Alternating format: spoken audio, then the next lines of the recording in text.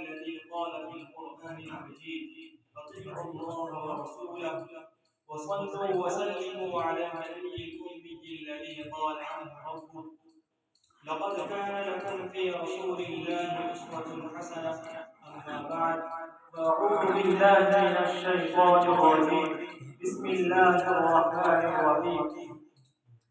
يا أيها الذين آمنوا أطيعوا الله وأطيعوا الرسول وأولي الأمر منكم، فإن تنازعتم في شيء فردوه إلى الله والرسول إن كنتم تؤمنون بالله واليوم الآخر، ذلك خير وأحسن تأويلا. إخواني البررة، رئيس الاحتفال الموقر وزملائي في الدروس، إني في لهف واشتياق شديد إلى أن نتحدث بين أيديكم حول موضوع سيرة النبي المصطفى صلى الله عليه وسلم في أسلوب جيد وعبارات مختصرة، فالرجاء منكم جميعا أن تستمعوا إلى خطبتي.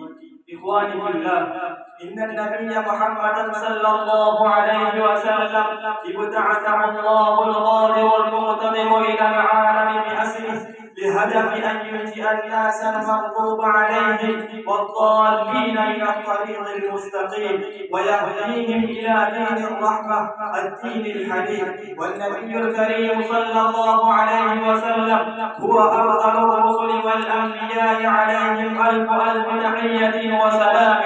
تولد نبينا وحبيبنا محمد صلى الله عليه وسلم في مكة المكرمة الواقعة بالحجاز في سنة 570 بعد المسيح، وكان والداه ينتسبان إلى بني هاشم من قبيلة قريش، وهي أفضل قبائل العرب في الموطن والمسكن، في المأكل والمشرب، في الرؤية والفطرة. ارتحل والده عبد الله بن عبد المطلب في ذمة الرحمن، والنبي صلى الله عليه وسلم كان في بطن أمه الحنون آمنة بنت وهب. وعندما بلغ النبي صلى الله عليه وسلم السادسة من عمره انتقلت أمه أيضا إلى رحمة الله، فقام عبد المطلب بن هاشم جده بكفالة النبي صلى الله عليه وسلم. ولما بلغ 8 أعوام من سنه انتقل جده عبد المطلب أيضا إلى رحمة الله، فكفله عم النبي الكريم أبو طالب. إن الرسول الأعظم صلى الله عليه وسلم اشتغل بالرعي والتجارة حينما كان شابا قويا، وعندما بلغ 25 سنة من عمره تزوج بامرأة شهيرة في التجارة والمال، السيدة خديجة بنت خويلد رضي الله عنها وأرضاها الزهد. وكان النبي صلى الله عليه وسلم يتعبد ربه في غار حراء خارج مكة من كل عام شهرا كاملا.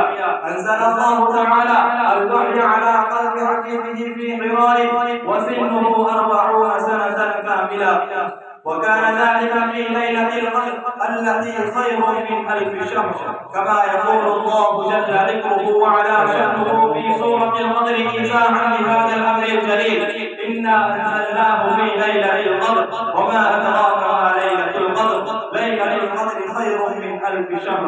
بعد هذا الوحي الرباني من الله تعالى بدأ النبي الكريم صلى الله عليه وسلم أن يدعو قريشا إلى دين الحق دين الإسلام، واستمر في دعوته أكثر من 10 أعوام. ولكن حينما كثرت الفجار والكفار واشتد تعذيبهم هجر النبي صلى الله عليه وسلم مع من نحوه من الصحابة الكرام إلى أرض المدينة المقدسة، وكان هذا في سنة 622 ميلادية. هذه الهجرة صارت صفوا وعيدا لانتشار الإسلام في شبه الجزيرة العربية وفي الربع المسكون كله، وانتقل الإسلام إلينا كابرا عن كابر، فهذه نعمة الإسلام التي وصلت إلينا فنشكرها ولا نكفر. أكتفي بهذه الكلمات، والسلام عليكم ورحمة الله وبركاته. ما شاء الله. وبعد ذلك